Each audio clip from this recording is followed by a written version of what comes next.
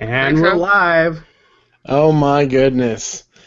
This is a whole new experience. I actually have, the thing to do. All right, in the game. We're live.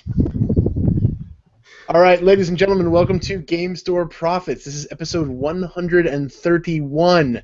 And for those of you who are joining us live, you are getting to actually able to see us and can participate in all of our ridiculousness. Basically, you're going to enjoy all the stuff that we edit out normally. Right.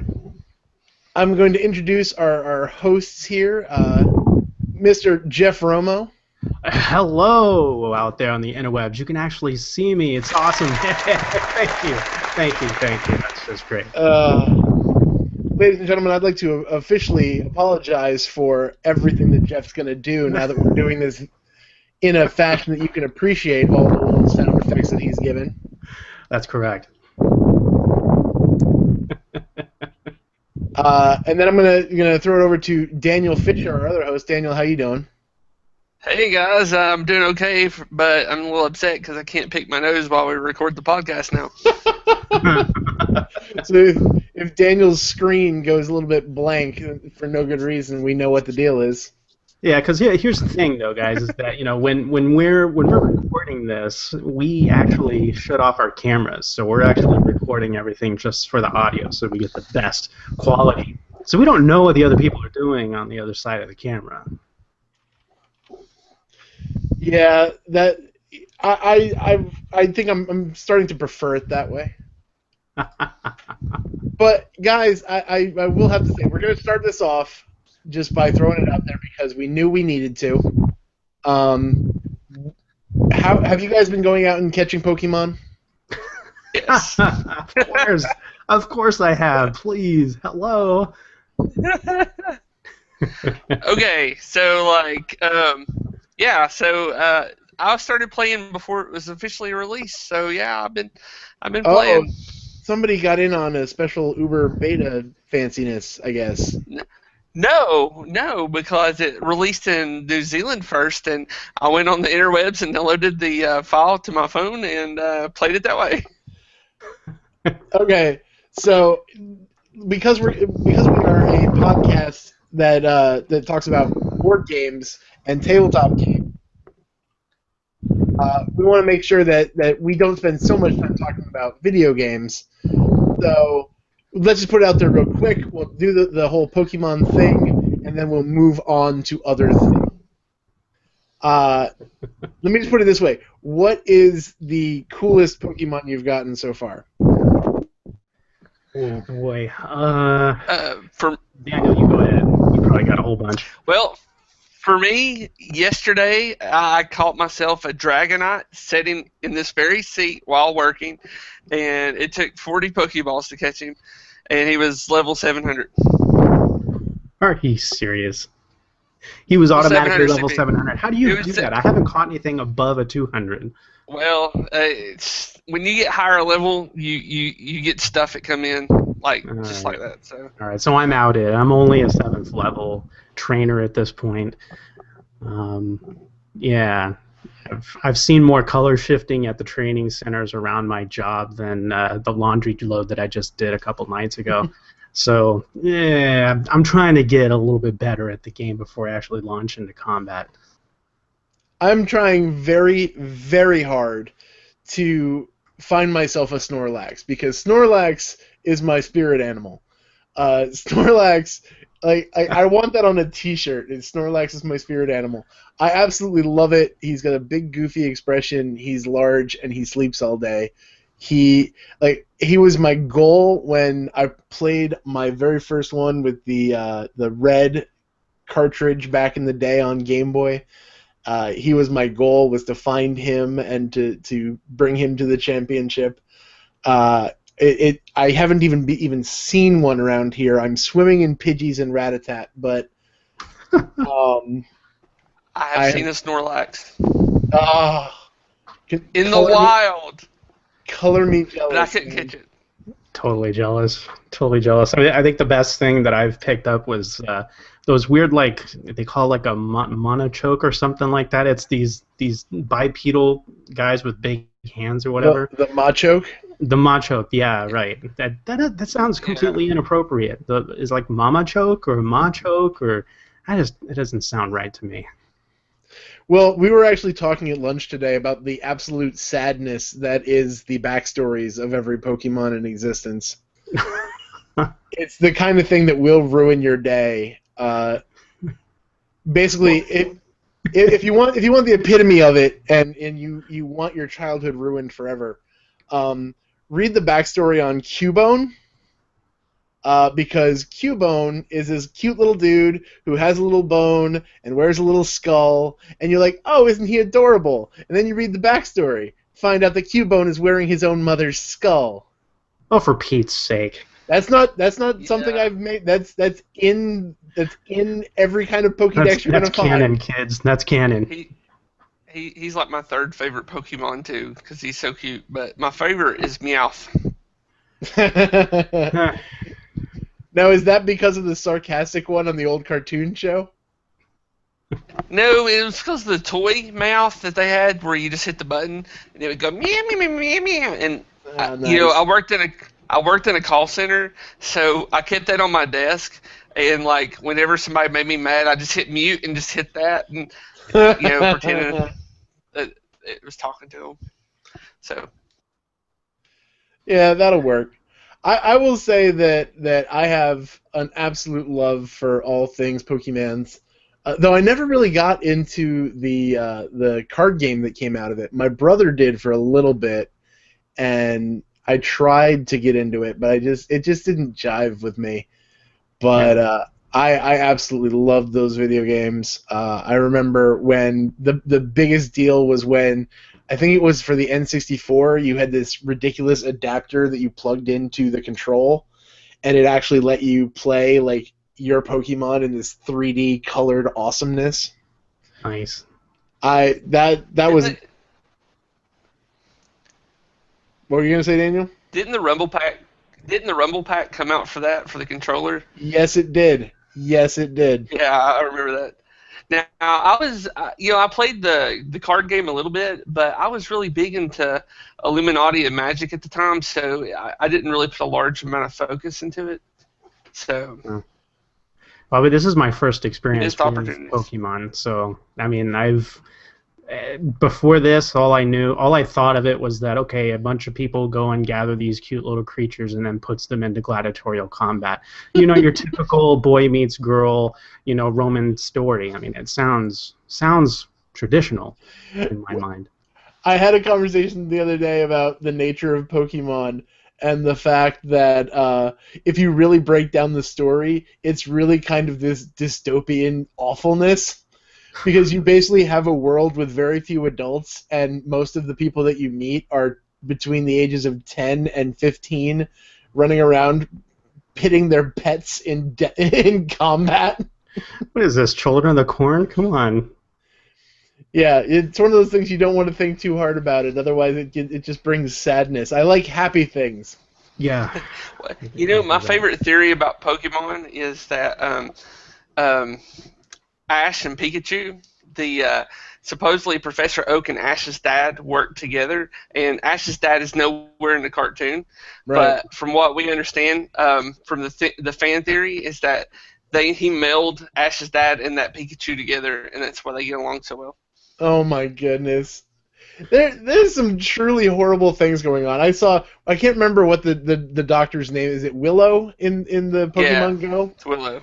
And they're like, I saw a meme the other day that was like you know what he does with all those Pokemon you're transferring, and it just shows a giant meat grinder. He's making Poke candy. Yeah, exactly. Gives you that sweet, sweet candy.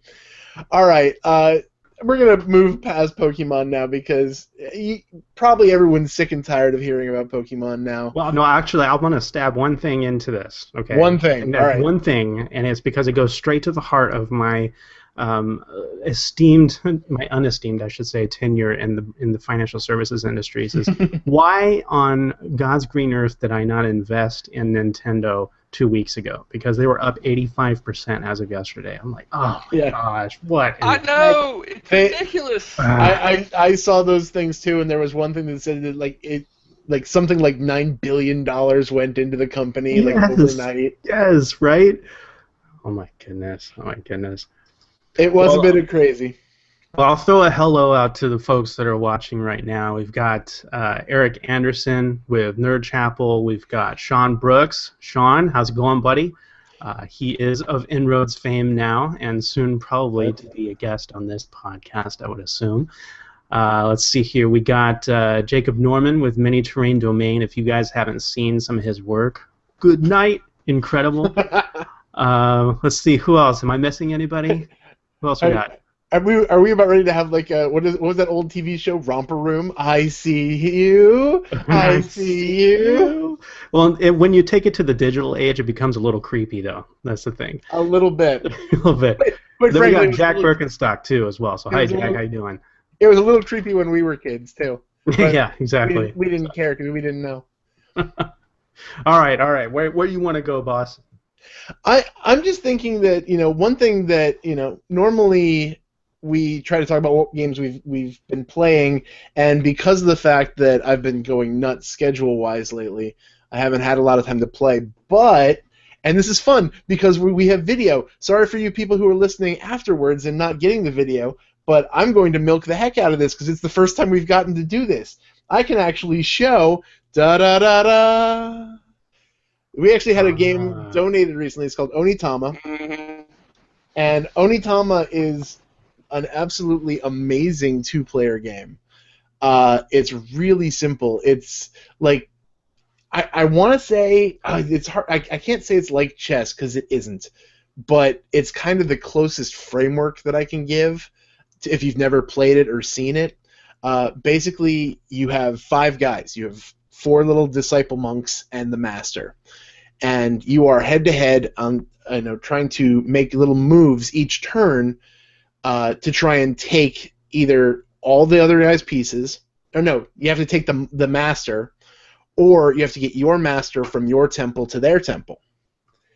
Now, the cool thing about this is that unlike chess, where each piece always moves the same way, and they all have their certain move sets, in Onitama, basically there are 5 potential moves. Now, they're all done with cards. And the cards actually rotate. There's 2 on your side, and then you basically have 1 kind of sitting off to the side. What happens is that when you make one of your moves, it's on one of your cards. Now, each card has something like 3 or 4 different places you can put your little guy. When you make that move, you take that card that you just used and put it to the side. So basically, it's going to rotate to the next player. You then take the card that was off to the side before, and that becomes your next potential move. So you basically have 2 different move sets in front of you at any time, and you can see the potential moves of the other player. And I'll tell you what, it should be simple. A good, solid mind should be able to look at this and go, okay, they can move there, or they can move there. I'll move here, and my guy will be okay. I am terrible at this because for some reason I think I have some form of image dyslexia or something, because there are so many times when I was playing this that I found myself going, okay, I'm going to move here because he's safe. And they're like, no, he's not. Boink. I'm like, you're killing me. But it's a quick game. It is an elegant game. If you are looking for a quick little 2-player, holy cow, man, it is solid. There's a reason it got added to the Dice Towers Essentials line. Mm-hmm. And it comes in this cool box, and it's really, really cool. And the cool thing above and beyond that is that the board is actually this really high-quality play mat, which, if you're a component nerd like I am, because I was worried at first because I realized it was all rolled up. I'm like, rolled up boards tend to get really, really bad. But I unrolled that thing. It is a quality little playmat, and that made me happy. Well, it looked pretty gorgeous when you were posting pictures on Facebook. That was Everything about this game, man, here. I can actually, again, sorry people who are listening to the podcast afterwards, but this is what you get for playing live. This is the board setup, Nice. and It's really simple too. it's really simple. It's really approachable, and I really like it. And the cool thing is that it's not even the same moves all the time because you basically deal out, 5 of these cards, and there's something like I want to say like 10 or 12 of these cards. So the types of moves, not only will they be rotating, but you might not even get the same ones from game to game. So there's a lot of really cool options in this really simple 2-player game. So yeah, I'm a big fan. Oh, did you? Speaking of Dice Towers, you just made me remember this. Did you guys see that the Dice Tower Awards got announced? I heard. You meant like. Sorry, Daniel. No, that's we're talking about the awards, not the actual Dice Towers. You mentioned Dice Towers, and I have to show off my Dice Towers. Yes, we all know that you're proud of your Dice Tower. We appreciate this. But no, I'm talking about the Dice Tower. I heard a little bit about it, a few posts on Twitter and a few posts in the tavern. Yeah. Well, I mean, there's going to be a lot because it gets pretty crazy. And the thing I like about these awards, and some of this is going to be self-serving because I actually am one of these people, but a lot of times the board game awards kind of things, they meet behind these secret doors and nobody knows what's happening. There's these weird communities that there's only like a couple different guys, and they're all trying to just put their favorites out there. I think Tom Vassell gets something like 72 of us to weigh in on the different categories that they have, and they got announced. Some years I call it, and all my favorites get the awards. Yeah, I didn't do great this year. I did okay. Basically, anytime you see Blood Rage winning, yes, I voted for Blood Rage because Blood Rage. That has all your fingerprints all over it. And naturally, I voted for Best Artwork for Ashes because crazy people don't vote for that to have the best artwork. But I can't complain about any of the games that won. They're all good. It's just I did not see some of them winning, but no, they were very good. I have no complaints. Awesome. So what have you guys been up to? Now that I've gone through my spiel here. Yeah, spiel. How about you, Daniel? What have you been up to? Really working and playing Pokemon. I haven't got a chance to play any board games lately. Been doing some painting, some mini painting. I've been catching up on my 40K stuff. And it's really about it right now. I'm in full production mode for Gen Con right now. I just placed an order for 7 rolls of filament. Wow. Yeah, so what kind of things are in demand? Well, I've just been asked to produce as many Dice Towers as possible. So I'll be at the Norse Foundry table and we'll be selling them there. So plus dice. Yeah, there's always dice. You will be the only one of us that is participating in Gen Con this year. This will be my first year participating in Gen Cant, and I'm looking forward to it. Mostly because I've seen the prize pool already for Gen Cant. If you don't know what Gen Cant is, we were blessed. Yeah, we'll go with blessed to have Marty Cannell write a thing about the very first Gen Cant for our site, and basically the whole thing is that 1 year, I want to say it was 2 years ago, basically a bunch of people were upset that everyone was talking about how great Gen Con is, but they couldn't go. And so a bunch of people got together and said, well, let's do something, and they called it Gen Cant. And it's kind of developed into this whole other thing. It's the non-convention convention. Basically, it's people getting together over various portions of the internet to just talk about the fact that they're playing games or trying to get games happening online, either through Tabletopia or Tabletop Simulator. Roll20, all that stuff. There are people who are just getting together to play games online because they can't do it at Gen Con. So I don't know what.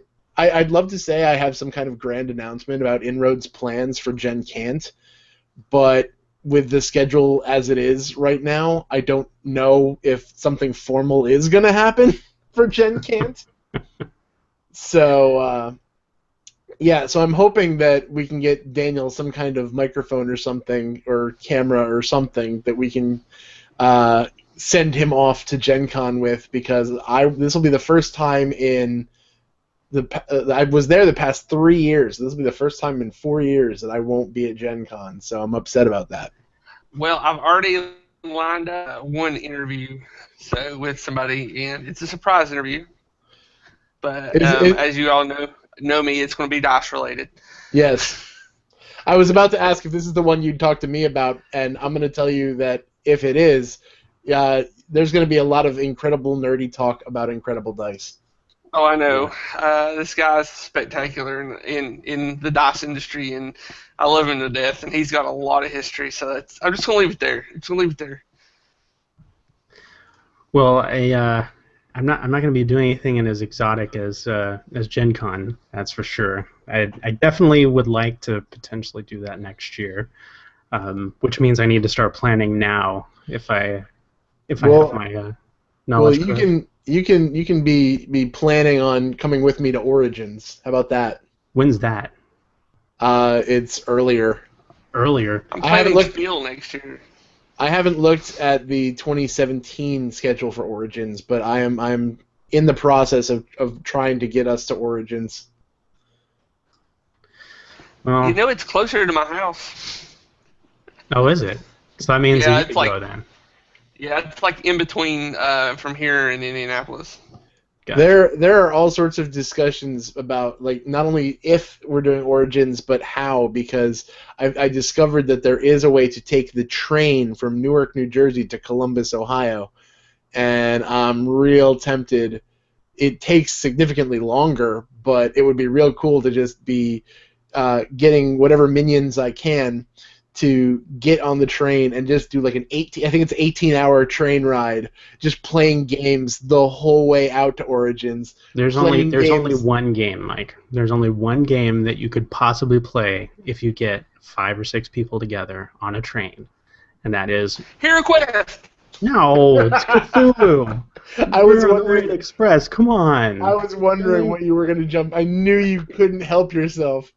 The classic. Come on, man. Gosh dang it, Hero Quest. It's the greatest board game of them all. That's the greatest board game of all time. You'll never believe it. I am not going to post that YouTube video again, but you should totally see it if you haven't. We've already endorsed that nonsense before. Oh, absolutely. We generally endorse nonsense. That's right. So, well, I'm checking out the chat here, and we've got Todd Wilson has checked in. How's it going, Todd? I already yelled at you and said, Todd! And he said, Jeff! So that's perfect. Yes, Eric looks like he's going to be in China during Gen Con. That's crazy. Yeah. So in case you're wondering why Jeff is the one calling us all out, because he's the only one currently able to see the chat. I'm monitoring chat, baby. I've got it pulled up on my other screen. Oh, look at you. You're fancy. Yeah. Some of us can't pull off the double screen. I used to be able to, but then I got a different video card that no longer allows me to do that. This is my double screen right here, boys. Right there. The masters of you're pulling behind the curtain, man. Oh, man, just don't look how ugly it gets, kids. Don't look how ugly it gets. Anybody who had even the slightest hint that we were professionals, that's going out the window now. Out the bloody window, that's for sure. No, they need to know that I usually either spend my time when we're first setting up going, hey, look at this new die I got, or hey, I just printed this today, or look, new color of paint. So that's what I generally end up doing. That pretty much covers everything, yeah. But from that wonderfulness comes all of the topics that we discuss online. I mean, it's perfect. Yeah. Either that or one of your kids invades. Yeah, there you go. Yeah. Or my dog's barking in the background. Yeah. All right. Well, All right. Well, as for me, the nonsense and tomfoolery that I've been up to, it's been summer one shots from wall to wall. Um, I've been having a flippin' awesome time. I would say something more colorful, but we're loud or we're live right now. we're But family friendly, we're Jeff. family friendly. That's right, Jeff. Remember that. But having a fantastic time with the folks that have joined the Dungeon World group. The Stars Without Numbers has already started posting up ideas in the little chat box that I set up, or chat messenger I set up for Facebook. And just the build up to it has been really incredible. I'd actually, I'll do. And because we're live, and I'm sorry, folks that are on the pod or the listening to this on the podcast, but I wanted to be able to share something. I know before I've mentioned using OneNote for being able to actually see what's happening with our games, and I do a lot of tracking on that. So let's see if I can get this to work. I'm going to try and screen share my OneNote. Stand back, kids. Stand back. We're reaching here. The more things we try to put in this episode, the less chance it's going to be just something special and awesome, and the more chance it's going to collapse. The more chance it's going to probably create some kind of a wormhole or something like that. Yeah.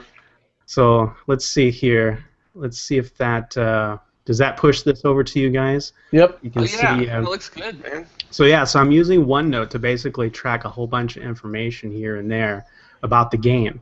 Anything from this right here being something that Alyssa came up with, a whole faith to add to the game. Then building up the cast. Of course, Alyssa drew her own character, and then we have Alistair and Justin and Brent joining in on the crew. So this is kind of the way I sort some of their character knowledge, that sort of stuff. But yeah, definitely having fun with all this stuff. Why am I wincing? It looks like I'm wincing. Sorry. I have a question then. So you're putting it all in OneNote. Isn't there a place to put that in Roll20? Well, it certainly is. As I organize all my notes right here, I'm going to parse that down into notes that I can just cut and paste right into Roll20. And you'll notice the little circle pictures that I have up there. Those are the tokens that I'll use for mapping stuff out. Now, while we're not going to be using Roll20 in the system, we're just going to use Google Hangouts. I'll be able to do a screen share and just kind of show where the maps are and stuff. So, not that we'll use it too much. Dungeon World is really cool about being theater of the mind, so I definitely enjoy that part.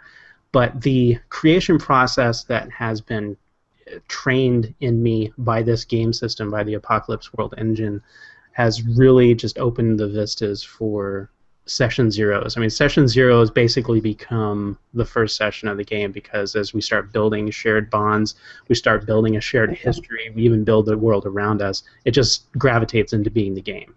So, yeah, having a lot of fun with that. And by the time this episode drops, and while we are live now, we're going to be doing our game on Friday.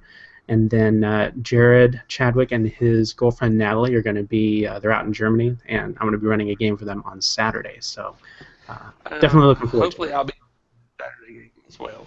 I hope so. I put the invites out there for both you guys. So hopefully they aren't listening right now. That'll be a surprise for them on Saturday. They show up, so I heard you got to do something cool last week. Last week, what did I do? With a mad cleric. Oh yeah, that happened. ADD, AD&D, ADD, ADHD. No, is that a squirrel? But first edition Advanced Dungeons and Dragons is back on the board. The Mad Cleric is ultimately insane and is going out there to try and run all of the Gygax modules in order. And he's going to be basically running this straight out of the game. So he made the mistake, and he actually posted he posted a blog today about how he had started reading the DMG first, when he should have started with the monster manual, then the player's handbook, and then the DMG, because that's kind of how the books were released. Right. But yeah, we had a good time. I got to sit down with Josh Brown as well, as the senior Mad Cleric, Jason Wood, and we got to just kind of hash out some of our old history, our old memories of playing first edition Advanced Dungeons and Dragons. That's cool. I'm supposed to record with him sometime this week about the history of TSR in Dungeons and Dragons. Amen. They couldn't go to a better source on that. Absolutely. Yeah, I'm a little bit bummed because he threw the invite out on Twitter, and I'm like, I came to D&D later in life, and so I didn't get to do anything with first edition. You know, Hey, I spent time with that on probably like about 2 years, but I actually had Shadowrun and Rifts before that, so I was built and ready for the hardcore rules. I was all set. You know, and as you all were talking about it, I did message him. I'm trying to get in on the first edition stuff that he's running, since I haven't got to play first edition, because every time I'm like, hey guys, let's play first edition, everybody's like, why? There's better versions. That's why they came out with second edition and third edition, then fourth, and then I just look and I'm funny when they say fourth edition. But I've been wanting to do that, but I found out there's a rule set for that for Fantasy Grounds too, so I'm kind of excited about that. And I couldn't get through one show without mentioning Fantasy Grounds. It's kind of Dang it. Anyway, I'll leave it there. It's kind of become a thing. That's why when I said we needed a new headline art for the podcast's page, that I said that you needed to be, somebody needed to draw you a picture of you waving a Fantasy Grounds flag. Yeah. This has been our contention for a long time, Daniel. Roll20 or Fantasy Grounds. That's the thing though. I've got a Friday night game once a month, and it's East Texas University, and we're playing it in Roll20 on the Google Hangouts. And I will give props to the fact that Google Hangouts has a plug-in for it. It's awesome. I can't roll dice for crap in it. I had to physically roll dice. And then the DM really just uses it just to move our pieces around and hand out adventure cards, and that's it. Right. And I'm like, hey, why don't you play this thing over here? And he's like, I can't afford that. And I'm like, oh, okay. That sounds about right. Yeah. Yeah. No, I got lots of love for Fantasy Grounds. It is absolutely gorgeous. And as soon as they start doing the video sharing or video chat, then I may look at it a little bit more in depth. But I've spent so much time in Roll20 the last couple, has it been 2 years almost now that I've been on Roll20, that I've kind of grown with it. And I've got a couple buddies that are teaching me API coding, so I'm going to start being able to create my own character sheets and stuff. So it's kind of like saying, well, I've done this for so long, why would I do anything different? I know, but I started with Fantasy Grounds too, so we'll just leave it at that. Because I know Mike wants to talk about other things other than our Fantasy Ground Roll20 debate. If it was an actual debate, I'd let it continue. But it's basically going to be Jeff saying, yes, but Roll20 does that and it's free. And then Daniel's going to be like, yes, but Fantasy Grounds is better. And if you get somebody the Ultimate Pack, then they can share everything. Ladies and gentlemen, I haven't, so I'm cool. Yeah. No, so if it wasn't for the fact that I could play the entire discussion, citing both parts, then I'd let it continue. But I can, so we're moving on. I have to tag Chuck into a conversation to get him in here so he could listen and comment. All right, so Jeff, I think it's time that we allow for the fact that we actually do have an audience, and I would love to throw it out there for some questions and stuff.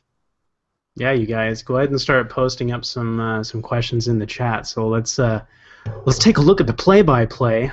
We've got some announcements checking in on how everybody did with the Prime Day deals. Daniel Fisher promptly responded with "All hail Optimus Prime," which I heartily concur. It was how did you say it on Facebook? It was an abysmal display of celebration of the passing of a great leader, something to that effect. Yes. But I absolutely loved it. I almost came up with my own version. Nothing I came up with was actually going to fit.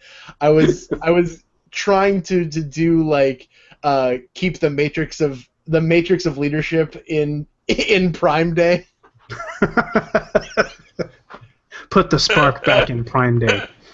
But Oh my goodness. nothing seemed to work. I was if I had more time to think about it, I would have done it. But I didn't start seeing those Prime Day stuff until it was too late. But it was Right. just it was just begging to be done. Well, we've got our first taker here. Jack Birkenstock has asked, "How do you feel the show has grown over the last 5 years?" Boom. All you have to do is the fact that when we started out, we had so little focus.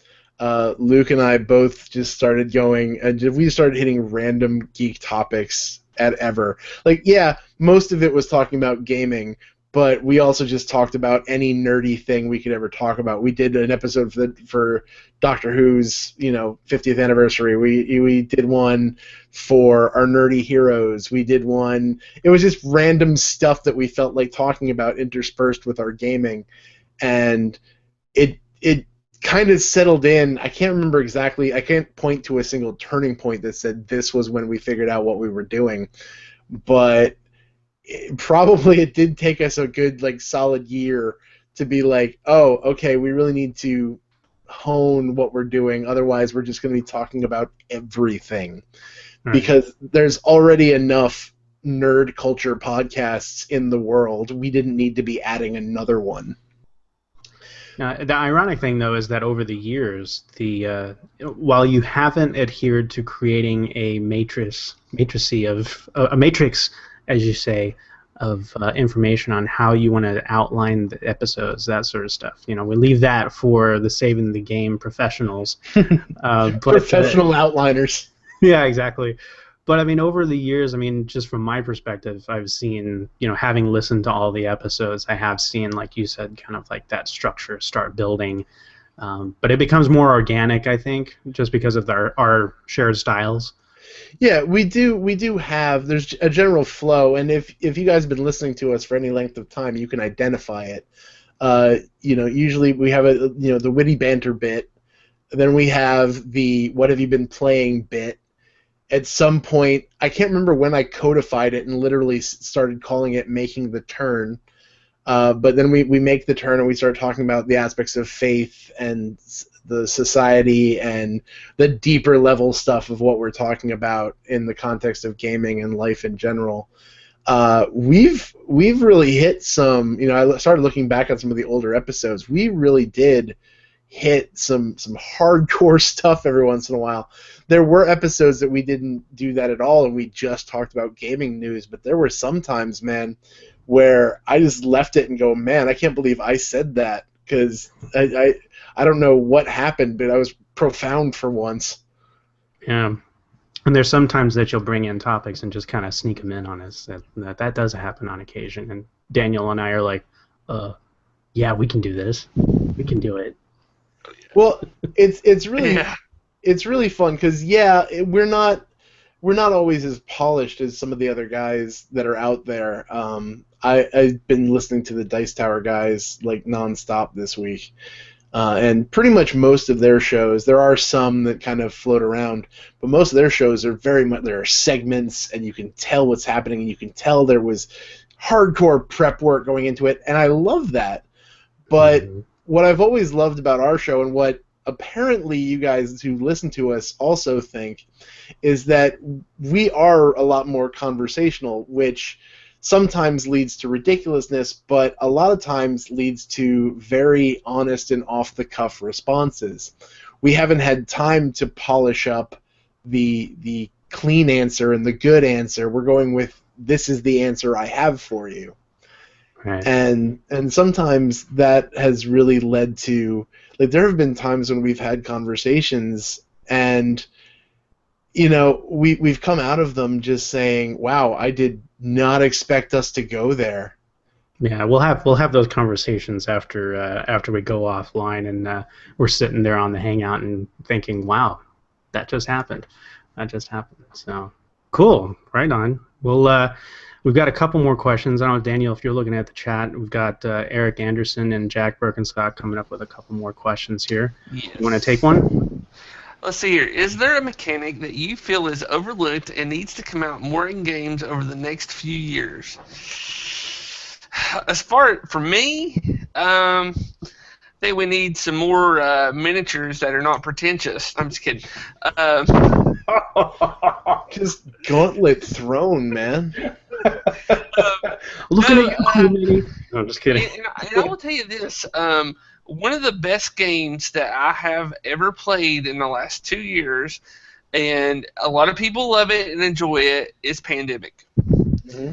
Now, the reason why I love this game is because there's like a triple threat coming after you. You've got a timer, you've got outbreaks, and you know you're just watching I can't remember the counter at the top going by as well. And I think we need more games of that because yeah, you can get games, and if you play a game long enough without some sort of way to end the game, then you'll beat it eventually, and then but and that's not fun. To me, racing against the clock is fun, and I think it makes a quick game. People can get through it a lot quicker, so you can start up another one. And I've been in games, and you all well know that a game can last hours. Oh, sure. Hours could talk. But to me, that I just think that right there needs to be added in more games. Figure out a way to put a time limit to it. And it's great when we have events too, because people are. You got that one group that's sitting over here and playing a game for an hour and a half, and these guys have already played 2 games and they're loving the game they're playing because it took 20 minutes to play it. Right. Now, do you think, as far as the having that kind of timer thing, do you think it is covered by a countdown situation that you only get, say, 5 turns, or do you think there's more of an element of that visceral feel of seeing the sands going down the hourglass? Yeah, I think it's that way. I mean, you feel, and I'll tell you another good game, and you don't really think about it, but it's there. It's Castle Panic. Mm-hmm. It's because you've got monsters from all directions coming at you, and then you've got your wall. That's your timer. People don't think about that wall, because you're getting every turn 3 monsters coming out. Always 3 monsters or 3 things coming out, and so you've got to be against that timer. And it gives you the option to rebuild sections of the timer, which is cool. But I mean, it keeps the games limited to how long they're going to last. So, gotcha. What do you think, Mike? It's hard to say that there's anything out there that's limited, because people have come up with, if you really look back at the history of gaming, I mean, people have been building off of what's happened before forever. So I can't think of anything off the top of my head that I would say that you can't get out there. You won't find out there in some form or another. I think that if there's anything that is out there that's only been recently coming out that I think I would love to see in as many games as possible, and I've mentioned this in previous episodes, it's the concept of dice as resource. It happens in Ashes. There's another game that's coming out at Gen Con that's doing it. I really like it, and I know it drives some people absolutely batty, because people like being able to say, in this turn I'll get this resource and then I'll do this. But for me, I think it's really interesting to throw in that bit of randomness, because there's plenty of times out there when I don't want to go too much into, just weird stuff that I've heard about, but there are guys who go out there and try to dig for oil, or try to, set up some kind of mining operation, and they're like, we got it. We know it. We're guaranteed this is going to happen, and all of a sudden they strike nothing, or they think they're going to have a good haul, but it's the biggest, ore reserve they've ever seen. I like that idea that you don't really know what you're getting until you've gotten it. And so I know I would like to see that in more games. Obviously, I want it to fit. I don't want it just to be shoved in there, because that's the problem too with what's popular. They come in waves. One game will get really popular, and all of a sudden 15 games just like it shows up. But I would say that I would love to see that happen in a few more games, just because it's just an interesting way to handle that. And you're muted, Jeff. Unmute now. Yay. There you go. Sorry. Eric brought up a good point. He mentioned Space Alert as a good race against the clock game. So make sure you keep. I'm looking at it. Wiggle the mouse. Wiggle the mouse. Keep the screensaver. Am I there? Am I there? No. Space Alert. I'm joking. I know. One of the actions is to wiggle the mouse so the screensaver doesn't come up and kill us all. Nice. All right. Well, let's see here. We got a couple other questions here. Actually, 3 or 4 more, which are really nice. So let's keep it rolling. So let's see. Jack Bergenstock said, "What was your biggest expectation for a game that was not satisfied once you got it to the table?" Oh man, I'd have to think about that one. Because I generally tend to do my homework, and so I can generally nail down whether I'm gonna like a game before I ever play it. Yeah, there's such a bevy of Let's Plays and how it's played, that sort of stuff out there. It really helps avoid the Noid for all those people who remember that. I will say there was one game, and this was early days in my gaming media, gaming ministry stuff that I did, so I didn't really know how to find all the resources that I just mentioned. I did not stop hearing about how awesome Sentinels of the Multiverse was. And there are still, I'm going to get hate for this, I know, because there are still raging fans of Sentinels of the Multiverse.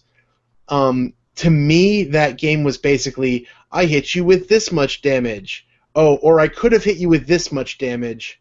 Or I could have hit you with this much damage. I didn't feel like any of the characters were all that unique in my experience. Now, granted, we could talk about the fact that there are bad guys, and I think we were fighting one guy who had like dinosaur pet minions. But at the end of the day, my turn was literally, I do this much damage. That's my turn. And I so didn't care. And I think I felt robbed because I can't remember his name. I think his name's like Bunker or something like that. But he's supposed to be this like old robot, this war machine from a bygone era. And I'm like, oh, I want to play this so bad. Oh, I want to be this guy. And literally it was just, I do this much damage.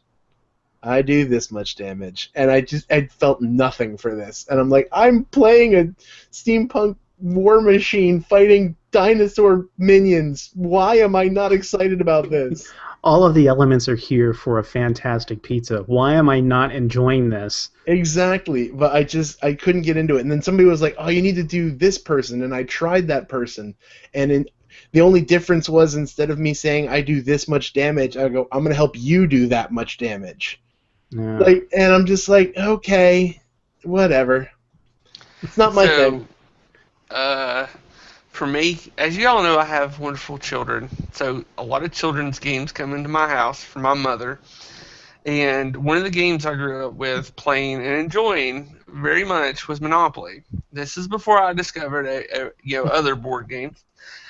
So when a copy of Monopoly Junior came into my house, I was kind of excited. I was like, man, I'm going to teach my daughter how to play Monopoly. We're going to learn this game, and then she's going to grow up to like board games because she'll like complex games like Monopoly. At the time, and I thought that was great. So we got this board game out, and it was it was nothing like regular Monopoly. And they made it kid friendly to where you couldn't just completely bankrupt somebody and take all their properties and things like that with putting up the little ticket booths and all this.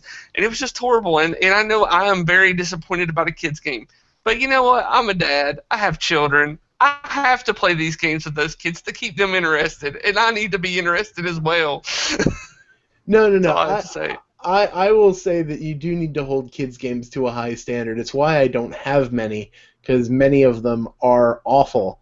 But I've since learned the joys of like Haba USA and Peaceable Kingdom and people who are making good kids' games that are enjoyable to play. So yeah, I definitely think that we do need to keep them to a standard. Yeah. Yeah, so I mean, it was frustrating. And then I could always say fourth edition Dungeons and Dragons was horrible, and I'll leave it Yeah. at But then you'll have your that. war gamers who are going to jump up and say, "No, it's a great mini game. It's a great No, miniatures game." Yeah. no. Wargamers will See, talk about all the better games that they play that fourth edition was trying to do. Yeah, that's true. Or they get I dragged had along to play an RPG and they say, "Okay, fine, I'll play 4th or nothing." I Ugh. had someone call fourth edition Dungeons and Dragons the board game. That's pretty much. It was fun because I recently got to play at TavernCon. I got to play Temple of Elemental Evil, Yeah. and I'm playing this, and it was fun because I literally got to watch as the kid who was teaching it to everybody. I felt like he was like my little disciple because he's sitting there explaining it, and he's using all my tricks for teaching games, and I'm like, oh, he's learned. And Nice. he's explaining how the game goes. He's explaining how this thing functions and that functions, and I'm like, this is fourth edition. I'm basically playing fourth edition right now. Yeah, and the cool thing about it is that they did release some awesome board games when fourth edition came out. Castle Ravenloft, and I still got to get the Dritz game and the Underdark Uh, game, and I'll be happy. Nice. Yeah. Cheap miniatures. All right. Well, let's dive in. We got a couple more here. We'll go over to Sean Brooks, who's asking, "What has been one of your highlights in the past 5 years of InnRoads?" And I guess maybe for Daniel it'd be for a little bit less time, but Mike, why don't you start us off? Wow. Can I just say, like, every interaction I've had with Andy Steiger? Can that be my? It could be a cumulative highlight, sure. um, Basically, that man has proven to be the poster child of everything I've tried to make InnRoads be. And the bonus is that he made one of the best two-player games currently on the market. And I think it's currently on the market because every time he announces, hey, more copies hit the market, I go out and they're sold out already. But the first time Andy emailed me, it was funny because I did have that moment. I'm like, his name sounds familiar. And I go, oh, he designed Targi. That's why I know him. Oh, my goodness, he's talking to me. But then it was quickly just, he started off by saying, I kind of left church. I didn't feel like I fit there. I didn't feel like I had a place there. But I listen to you guys every day on my way to work, and I've realized that the church does have a place for me, that I can be a gamer and find a home there. And I've since gone back to church, and I'm just reading this, and I'm like tearing up because it literally is why we started doing this, is so that people who didn't think they had a place that they could call home within the church could find that. And then recently, he just sent another thing in the tavern, and it was just a giant thank you letter to us. And I cried. I let my wife read it, and Susan started crying because it was just so beautiful. The story that he put up of the guy who was this kind of last minute addition to his game group, and he just through the course of time and coming in and having and playing with him at his house and all that, that moment when he said, your brother's trying to get me to go to church for ages, and I didn't want to, but if you asked me, I'd go tomorrow. Like, it literally, this man is living everything that I hope to see happen on the broader spectrum of InnRoads. So I would definitely say that I couldn't be happier with literally every conversation I've had with that man. So definitely. And Andy, I hope you're listening to this. There's no way you're watching it now because I can't even fathom what time it is over Yeah, in it's like Germany. about 1 a.m. in Germany right now. Yeah, I can't even fathom what time it is over there. So when you're listening to this later, thank you. I will definitely say that.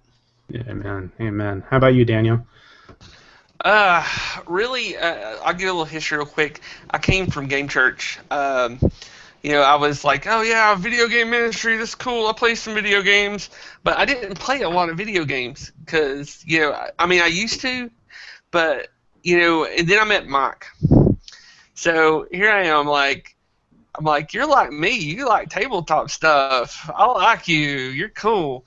So, and then I got to know him, and then I got to know that there's more people like me, you know, in the tavern, and it was just meeting everybody and learning that there's more people like me out there, and it really helped me out. And then this for me has been, you know, I've always talked about gaming in the ministry and things like that, but you know, I can more people will actually latch on to, hey, yeah, let's play a board game together, other than let's sit down and play a video game together, and it just warms the cockles in my heart. Nice. That's awesome. But seriously, it's Mike. It's one of my greatest moments, and then you, Uncle Jeff. I love you to death. You two have become two of my closest friends that live very far away. That I really want to live next door to both of you. So we need to move somewhere into Indianapolis. There we go. We have to split the middle. I don't know, man. Yeah. I mean, Brent Brown has been selling Boise to me like hotcakes, man. That town sounds exactly where we need to be. Sounds bland like potatoes. Every time I talk about the fact that I want to be playing Guild Ball, but no one around here wants to play Guild Ball, Brent sends me an image of him out there saying, hey, you know, you could move here. We actually have a field across the street that has life-size Guild Ball figures, so why aren't you out here in Boise, Idaho? Figures, we play it for real. For real. What's this board game you talk about? I've seen some of those Guild Ball characters. I don't want them life-size. I know, that's okay. That's quite all right. Well, you know what, for me, I think probably my favorite moment is when folks are responding to the stuff that we do. Having fun with, you know, doing things like the D&D game that Luke and Mike and myself did, being able to do the one-shot thing here, Victoriana, of course. I mean, it's an opportunity not just to do the recordings, not just to, you know, try and put some kind of a entertainment thing out there for our folks who enjoy our podcast and enjoy what InnRoads does, but it's more about connecting with people. I haven't seen that more than I have with doing the InnRoads one-shots and getting to know folks out there. I've got a slew of people that are involved that I've kind of talked with a little bit on Facebook, that sort of thing, but now I'm going to be able to see them face to face. I want to see how they game. You know, it's all about what we do at InnRoads is learning about people, loving on people around the table, whether it's a physical or a virtual table. So that's got to be one of my highlights of doing this, is getting to know all the folks out there and learning more about who you are. And then a small little event that occurred last weekend that really what was it? Tickled my cockles? Is that what it was? Warm the cockles. Warm the cockles. Yeah, the other one's completely not supposed to be on. Okay, anyway. So I'm sitting in church, and I think I've mentioned on the podcast before, my pastor is a huge Tolkien nut, and he mentions the movies, the books, he brings up all sorts of things, but then he started drifting into Star Wars references over the last couple weeks. And then he started talking about a game life ministry that he wants to start at the church. And then I felt like Super Mario, like when you cross over the end line and the flag goes up, but it's like an InnRoads flag that's flapping back and forth. I'm like, I'm talking to this man next week. Because, I've actually got games now, thanks to Luke Navarro. But that's a whole nother story. And you've got good games. I know, it's incredibly generous. Yeah. Thank you, Luke. And if you don't want Armada, you could just send it to me. I definitely could, but then I wouldn't be able to stare at it when I'm not playing it. It's gonna be kind of difficult. Yeah. Or Hero Quest could be sent to me as well. Any copies of Hero Quest that you have laying around, let's just go ahead and get those out there. I could. It's right back here. Oh, hush! Just hush! Just stop it. So, all right, we've got a few more, so we'll see if we can get through some of these other ones as well. If we run a little long, I'm all right. As long as people are willing to stick around. I did slot it for an hour and a half, just in case. Yeah. So, all right, let's make sure that I get the next one here. So the last one was with Sean Brooks. Todd Wilson had a good one here. He said, share a story about a relationship that developed and deepened as a result of gathering around the gaming table. I'm trying to think of one that I haven't mentioned. I mean, I can talk about my D&D guys, who I've literally been playing D&D with them for almost 10 years. Those guys, like, when I got married and we were fighting for every person who was going to be on the guest list, because that was really the only thing I sweated about for the wedding, was who were we actually able to get in. All my D&D guys and their wives and their girlfriends and all that, every one of them had a spot. There was no doubt in my mind. Those, like, I only get to see them once a month, but at the same point, those guys are like brothers right now. So I could easily cite any one of them. I would say, to do another tavern shout out, you know, I mess with her all the time. I call her my, you know, the number one fan. Heather and I have had some really cool conversations, both in game and out of game. I think there's a reason why her character and mine on Victoriana are pretty close knit, and it's not just the fact that they both speak Russian. It's been really cool to just see just her, like, go through life and to see all the stuff that she's been through, and to see that relationship deepen, because she was literally, before InnRoads was even a thing, she was on our Game Store Profits fan page, which no longer exists. But she was on there since then. So it's been really cool, because a lot of the people who I've known for the longest time through the course of this ministry are people I knew before this ministry ever happened, just local gamers here. Mm-hmm. But Heather is probably the longest person I've known because of this ministry, and I would definitely point to her to answer that question. Nice. How about you, Daniel? Well, in my junior year in high school, I played a lot of Magic the Gathering. I remember the first few days of high school that junior year. I just was introduced that summer, and you know, I had this card box. It's plastic. It's over here on the shelf. I still have it, and I kept it in my backpack wrapped with a rubber band. It's a plastic box. So when I was running through the halls, you'd hear the of the cards, and it was kind of like I recall, because everybody that played had one of those card boxes, and you could hear, and you'd be like, "Do you play?" And they're like, "Yeah, let's meet in the library." Well, anyway, so I met a guy. His name's Jason. He doesn't really listen, but he's in the tavern. But like, me and him, we became so close, doing everything together. We played D&D together for so long. He's still in my gaming group now. It's been over 20 years now, and like, he's pretty much like my brother from another mother. Even though his mom don't like me, I was always a bad influence. You are a bad influence, Daniel. You know, Stop proselytizing and hanging out with stuff. Fisher. I was about to say, that doesn't surprise me.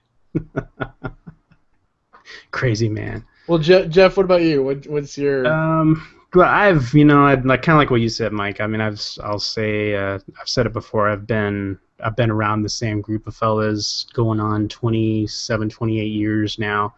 Where we first gathered around the table was around a game called Shadowrun. So I mentioned that. We graduated to Rifts. We graduated to first edition AD&D, and then moved on to other games and other vistas from there. But that was a relationship that started in the last year of elementary school and has gone all the way up through now.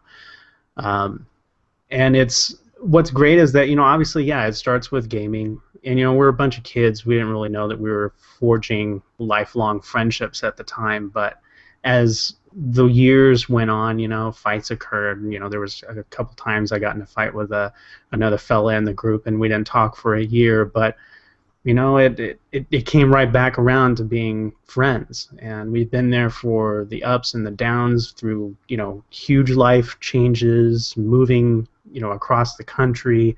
Um, Death in the group. We lost one of our best friends just about 6 years ago, and you go through all of it, and it's all of the friendships that you develop around that table. And I've been super blessed to be involved with them and seeing them have families and grow. And all our wives are friends, and all our families are friends. It's just been a really blessed thing to see. So I definitely point towards that. The other things that I'm seeing now is gaming with you guys, and with the Victoriana group, and getting to know Alyssa and Heather and Brent and Nate. I mean, it's just been fantastic, to get to know those folks a little bit more. Brent and little does he know that my best friend who lives out here is also thinking of Boise, and he's trying to talk us into moving out there as well. So Brent's got some argumentative people in his corner, it seems. But yeah, it's the friendships get really tight when it comes to a gaming culture and how you develop those around the table. All right, we got another one? Let's take a look. What do you see there, Daniel? Well, I've been talking back and forth in chat about the first game. Well, let's see here. They talked about a movie. Anyway, let's see here. Somebody explained that they what didn't was the first play game Hero Quest. Well, no, here. What was the first game that you just fell in love with? And of course, my response was Hero Quest. Yeah, mine probably is too. Yeah, I mean, because to me, it changed the world to me as far as when it was come to board games, and it was my gateway drug into Dungeons and Dragons, 40K, Magic the Gathering, which really just shaped my life after that. Spending all that time in the comic shops playing those games and stuff, and it was Games Workshop, Milton Bradley. I mean, it wasn't the greatest game of all time, but there's so much nostalgia behind it. And we've talked about that before in the past. So. No, I will. There is another title that I think I got introduced to earlier. I didn't play it right when I got introduced to it earlier, but technically I can say that it was one that I fell in love with. That is Crossbows and Catapults. Oh. Crossbows and Catapults. Classics, yeah. I mean, that game literally involved you shooting things at other people, and I loved it. I had no idea what I was doing because I was super young when I played it, but all you needed to tell me was you load that into that and shoot it at your brother. I said, yes. Sign me up. This is so much better than Hungry Hippos. You have no idea. There were times when we didn't even bother setting up the little castles. I just shot my brother with the crossbow. Oh man, I think for me, I mean, there was one when I realized the potential of games was when I got introduced to an extreme classic, which is Go. Just learning how to move those black and white balls or little beads back and forth, that sort of thing. And I think when I got opened up to the vistas of gaming was with Axis and Allies, and that game I totally fell in love with. That was when History Channel didn't have reality TV on it. It actually had nothing but just wall-to-wall World War II, like old stock footage, and investigating Rommel's true strategies. Was it a winner or not? That sort of stuff. I mean, just I was hooked, line and sinker. Yeah, I remember playing Axis and being like, "Wow, this is complicated." Yeah. Because back in the day, people weren't especially good at teaching games to people who'd never played them before. Yeah. Because it was such a niche that no one ever thought about bringing more people in. And so I remember just looking at this going, I'm sure this is awesome, but what's happening? What did I just do? There's a bit of a learning curve. I mean, it's something that you just a touch. Yeah, when you make that transition from backgammon and whatever. I mean, it's just wow. There's a lot of rules to learn. I've spent this last week trying to digest Netrunner's rules, and that's still kind of It's just about flying over my head right there. The biggest thing about Netrunner is being able to parse all the ridiculous, because they couldn't just say deck or your hand. Everything had to have its own special term. Yep. Once you get past the special terms, it's actually not that complicated, but it is a heck of a mountain to climb to learn all the terms. Yeah, definitely. And we're getting a lot of cool responses in here. I like the back and forth here. Except for the elitism thing. That's not what InnRoads is about, Daniel. Hey, I'm not being elitist, but, you know, I told them I'd play with them on Tabletop Simulator if they wanted to get on. Guys, you have to realize, if you all have Tabletop Simulator, hit me up. I will play a game with you. I had a gentleman recently. We haven't been able to sit down yet and actually make it happen because, again, I cite my schedule. But he's like, what do I have to do to play Ashes with Mike Perna? And I go, you become friends with Mike Perna on Steam, and then you ask him to play Ashes. Yeah. Or they could beta test my new game. I'm just saying. It's all out there. It's all out there, ready and waiting for the enjoyment of our public. I think actually, you know what, Sean Brooks actually is bringing up a good question here as a way to kind of, I don't know, if we want to make the turn or if we want to keep going, we'll see. Let's see. If you guys have more questions, keep punching them out there. But I think Sean has a good one here, and that's, where do you see InnRoads in the next 5 years? I'm curious to let y'all, because I spend large amounts of time thinking the next 5 years of InnRoads, so I'm curious as to what you guys think. I'm a full-time game master. That's what I see. That's it. Mic drop, done. I see Mike being the president still, just doing presidential work, and me and Jeff full-time playing games with people, running events running across the United States, doing mission trips to gaming conventions and going to churches and teaching them about fellowship and groups like that. So we're doing this in 5 years. Heck, we'll do it 1 year. Come on, guys, let's make this happen. Look, we have a web programmer. Let's do this tomorrow. Yeah, come on. We can get some mission trips going up to churches, teaching them all about fellowship and gaming, and we can have a minion crew go to other places. It's just going to cost $2,000 a person to go. And the other thing too is that we're seeing things grow too. You know, over the last couple of years, just having InnRoads start, we've got Daniel. You've hopped on to in a huge way. Not just gaming wise, but also hopping onto the podcast. I mean, come on, it's super awesome. We've got Sean Brooks that's joined up as well, who's just a freaking champion out there.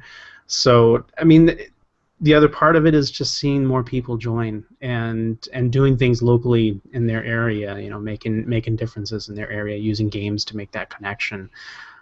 So yeah, outside of the selfishness of wanting to be a full-time game master, I would actually prefer to see more people joining up and making a go of this ministry.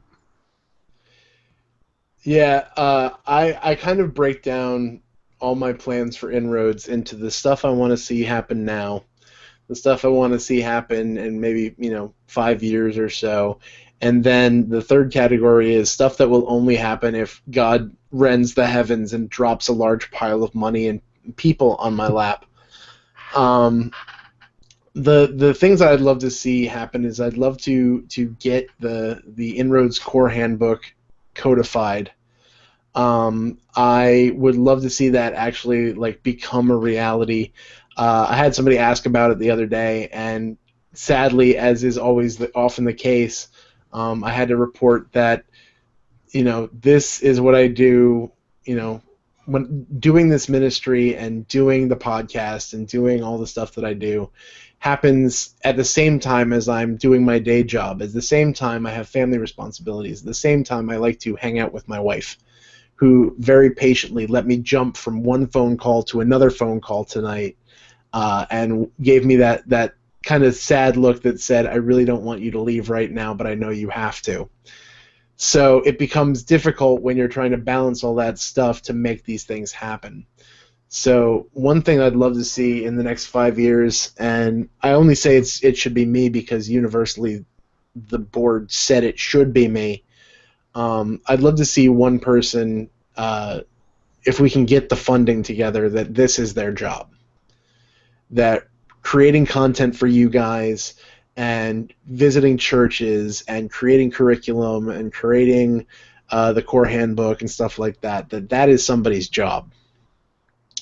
Because as a guy who recently just had to put a proposed budget, and granted, there were times when I was trying to be a little bit realistic, even though I was in dream mode, I was still trying to be slightly realistic, and even then, like the money that would be required for that would be insane compared to what we're taking in now.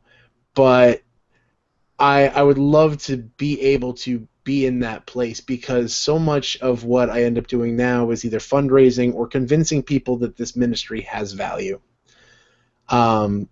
It's always funny because when I talk to people, when I actually sit down and chat with them about this, and especially if I can get them to one of our events, universally these people have come in and said, wow, this is pretty amazing. I think the one pastor at my church, he was literally knocked over because he looked at me at TavernCon. TavernCon happened Father's Day weekend, and he just looked at me. He goes, "You had this many people?" I said, "Yep." "In June?" "Yep." "On a holiday weekend?" "Yep." He says, "We couldn't do this for anything else." I said, "This is what we do." And he was already talking to me before that. 10 minutes went by. He's like, "Why are we not doing this once a month?" So what I'd love to see happen is to be able to make that connection with more people, to be able to get people out to just see that. Like, everything we do is about building relationships, because again, we never hide the fact that we're a Christian ministry. Our goal is to introduce people to Christ and to the love of God. Like, that's what we do. But we don't want to drag people there kicking and screaming. And the way we do that is through relationship. And the way we build those relationships is because is through people who come and be a part of it and feel like they have a place. And so I want to continue to see that grow. I want to continue to get other people that are as excited about it as we are. I was recently talking to somebody about volunteers for the ministry, and they're like, "Can you get these volunteers?" And I said, "Well, it depends. If you're looking for one event, I can get you volunteers. For one event, I can get a team together. But if you're looking for somebody who's going to be there for the nitty-gritty, for the long term, for the the hauling and the cleaning up and the setting up and all that stuff, that's harder. I only have a couple of those, and only one of them in this state." And that I'd move if I could. Yeah. But that's kind of what I want to see happening is I want to get people who are not only appreciating what's happening, but really sell out for this ministry. That they get excited about the games, that they get excited about what those games can do in the lives of other people, and that they really get passionate, because we can be passionate all we want, but we are localized people. And the three of us, for instance, aren't in the same state. In fact, many of us are not in the same time zone. And so when everything focuses around the work that we do as individuals, it's very limited. Yeah. And so what I'd love to see is more people get excited about what we're doing and not just be silent.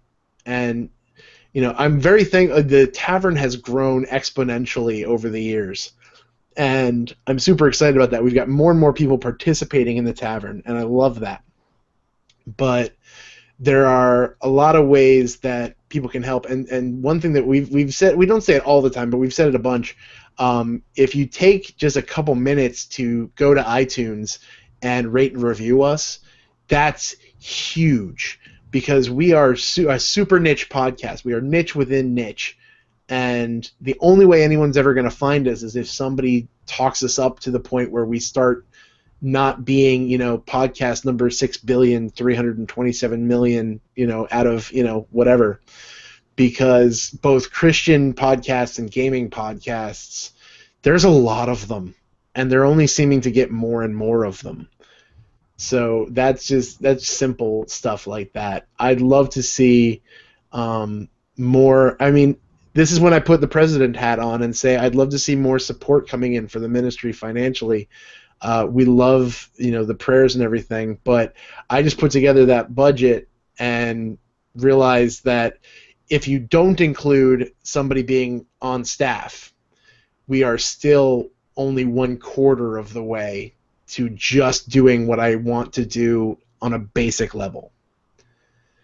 And so, yeah, there is that aspect that we've hit a point where we need to start growing, or we're just going to be at this. And I'm okay with being at this for now, but I really do think that there's such potential out there because there's a lot of churches who don't have the tools to do what we do. Now, granted, there are gamers out there that are doing this, and I love it. I love getting emails from people. But there's also just a lot of people who don't have the tools, who've never thought of this, who have no concept of this, but I promise you have gamers or even just people that don't know how to connect with other people in their congregations. And I'm hoping that we can just continue to build up that passion in people so that we can continue to do what we do. Gotcha. That's good stuff. You got anything you want to toss in there, Daniel? No, I mean, I could go for hours, but Definitely could. We all could. Yeah. Sure. Yeah. I mean, it's just, I sit and try to think of things like on a daily basis because of ways to fund us. Even look, it is one of my children coming to say hello because we knew we would be interrupted by one of my children. Say hello, Andrew. Is poison ivy, Mommy? Is this poison ivy? Mommy wants to know. Hold on a second. Let me check to see if this is poison ivy. Where at? On your back?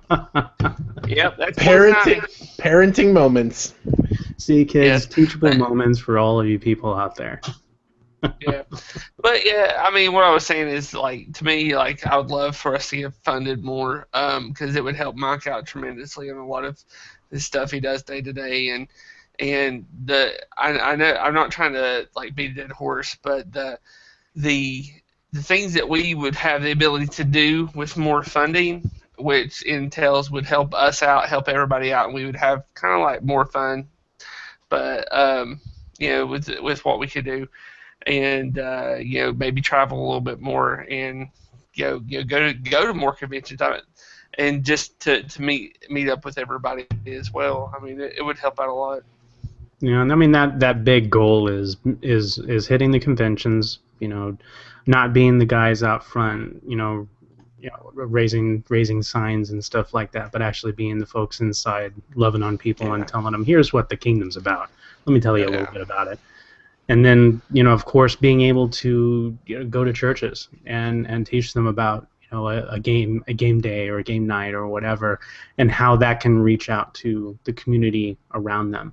Because I mean, every single church, if you go to a church and you ask them, are you looking for ways to connect with the community around you, and they tell you no, actually, I'm going to tell you, they're probably not going to tell you no. I think I'm going to tell you that they're going to every single time say yes. Because any church is looking for various methods to be able to reach the community, whether it's outreach or whether it's a service, that sort of thing. But it's also gaming. Gaming is a great way to bring people together. I mean, we've seen it over and over again. We've just been telling stories about it. So yeah.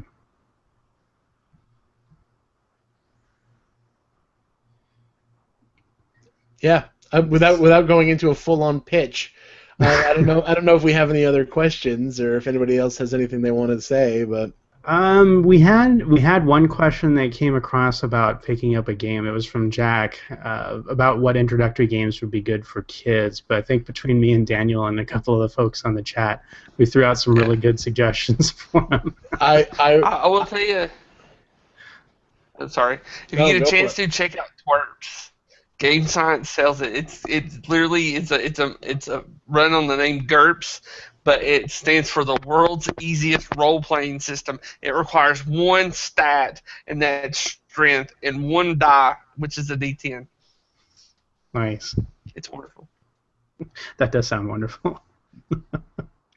Yeah, pretty much anything like Hobby USA and what's it called?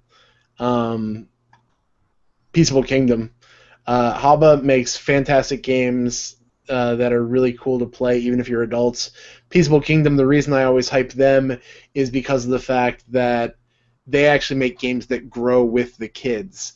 There are rule sets that are divided by age. Like if you're this age or younger, you use these rules. If you're this age or older, you use these rules. The reason I love that is because, when families are playing together, there's often, that one little kid or that one older kid. And, if you play games that are designed for little kids, often the older kids feel left out, or they're bored, or just not even caring. Or if you play the harder games, the little kids are like, what's going on? I don't get this. But Peaceable Kingdom actually separates rule sets based on age, so that's a huge help, as far as I've heard from people with varying ages of kids. Very cool. Very cool. Yeah, Jack just posted a really interesting question. How has gaming influenced your shape and your faith? And for me, it's one of those questions that and I don't mean to hijack this question, guys. No, go for it. When I started gaming, I was in high school. Hardcore gaming, I was in high school. I grew up with a apostolic background in a very strict church, and I was kind of ostracized because of my gaming stuff. There's been times where I've had to burn stuff, and I don't know if everybody's been through that. And I know some people have had it worse than me, because this was the 90s. It was the satanic panic of the 90s, as we call it. But it made me more cautious about who I let in to know what I did at the time. And I was a closet role player for a long time, and it turned around and turned something around in me to where now I tell everybody, because I want people to know that you can be a gamer and love Jesus. And that Jesus is going to if Jesus was here now, he would be down the street playing dominoes with people, playing Xbox with somebody, just to have that conversation with them. And now I can use it as something for the ministry other than just having fun. I could definitely add on to that, just the idea of when you were talking about how you were kind of like hiding away the idea that you played role-playing games or whatever. The group that I grew up with, we practiced that quite a bit. It was just us, and that's obviously one of the reasons we became super tight early on. But it actually, in games, actually, from that perspective, the social perspective, it actually influenced my early years of faith, where I had this simultaneous fire for Jesus, but it also the reticence about sharing it, because outside of the circle of people that I knew were teaching me about the faith and who I knew were going to church with me, that sort of thing. So it almost kind of made me hesitant to share it first, but then it all kind of happened at once when I mentioned my buddy was passing away from glioblastoma. It brought all of our friends back together, and the friends that I'd kind of left by the wayside because I went with Christ and I kind of put gaming aside, and all of that came back together, and it became more of an organic feel about sharing my faith, and it became more about kind of like what you're saying, Daniel, that hey, I don't care who knows. Yeah, I'm a nerd, I'm a geek, I don't care. It's what I do. But at the same time, you know what? I love Christ, and that can both happen at the same time. So that it's kind of been a give and take on how it shaped my faith. Well, I I think the biggest thing for me has always been the communal aspect of gaming. Whether it was when I was a kid and I was playing games with my brothers and my dad, when I was in college and oh my goodness, in seminary, the amount of games that I played, I literally wore down a copy of Catan. The copy I have now is not my first set; it's my second set that somebody had to buy me because they had completely destroyed my copy. We played it that much. There's something that is, I mean, that just from a theological standpoint, that's something that really hit me. There was a professor who is now a really good friend of mine. He basically changed my concept of the way I view community. He talked about the creation story, and he talked about the Garden of Eden, and he basically said there's only one time that God said that it wasn't good, and that was when man was by himself.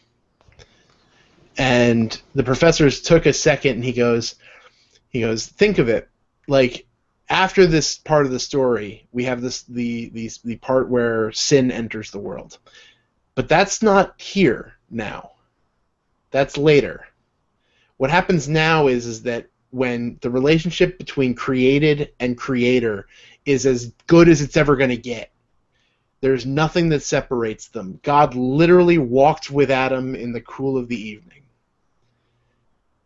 And still, he said, it's not good for man to be alone. And he goes, how much more now that we've broken everything, that we've destroyed that relationship between man and God? How much more do we need to not be isolated and alone? How much more do we need community now when we don't get to see, like, physically see God before us?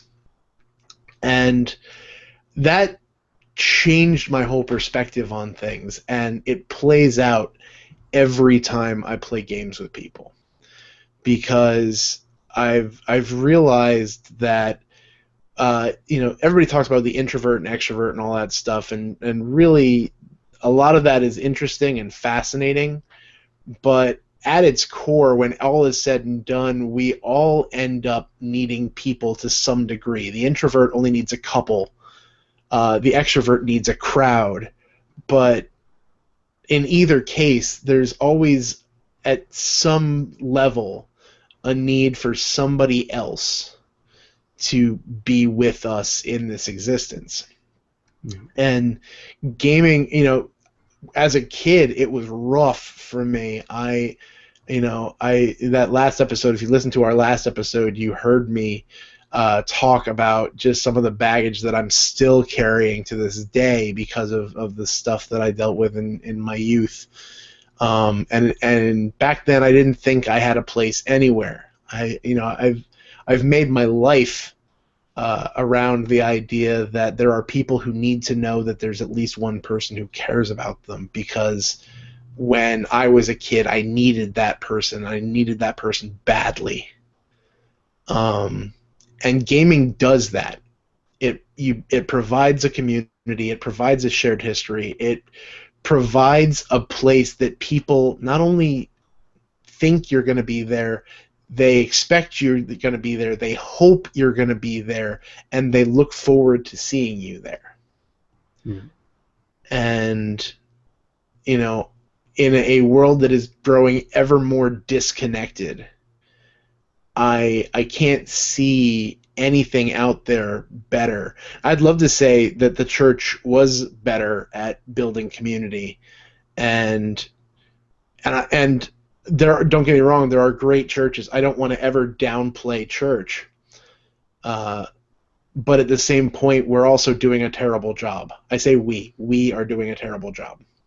I'm not coming down on other people as much as I am just us. Right. And gaming has the ability to do that, to fill in the gaps that we're screwing up. Good point. That's a good point. Well, I think we are I think we've kind of covered all the questions that are out there now, so it might be I don't know, it might be a good time to bring it home, as it were. Seeing as we're about a half hour longer than usual. Yeah. By the time this hits the edit room, we might be only about 15 minutes off. We'll see. We'll see how that goes. Yeah. You're going to cut out my rant about Hero Quest, right? No, Heck, no. That's that needs staying to be in. experienced. That's canon now, son. Well, I think this has been a super awesome way to celebrate 5 years of being at this job. I mean, obviously, Mike, you've been in it since the beginning. It's been awesome to see how it's grown over the years and how we've brought some people along for the ride. Definitely want to throw a thanks out there to the folks who stuck with us and who even stopped by for a little bit to toss a question out there. I really do appreciate interacting with all of you out there. But I don't know, Daniel, anything you want to throw out there in closing? I just wanted to say, thanks for everybody for listening. I love y'all. I don't talk a lot on Facebook much right now due to work stuff going on and training I'm having to do. But if you all need me, just hit me up on Facebook. If you need prayer or anything or just want to talk to, just holler at me. Or if you need advice on dice, just message me. You will never hear more about dice in your life than when you ask Daniel Fisher. But at the end of the day, you'll find out that you've made the right decision because he's going to give you all the right info. Mm-hmm. Yep. That's right. All right, El Presidente, why don't you take us home? All right, I can't believe I've been saying this for 5 years. All right, guys, always remember, God is the game master. No matter how the dice fall, the game plays on. Night, everybody. Good night, guys. See ya.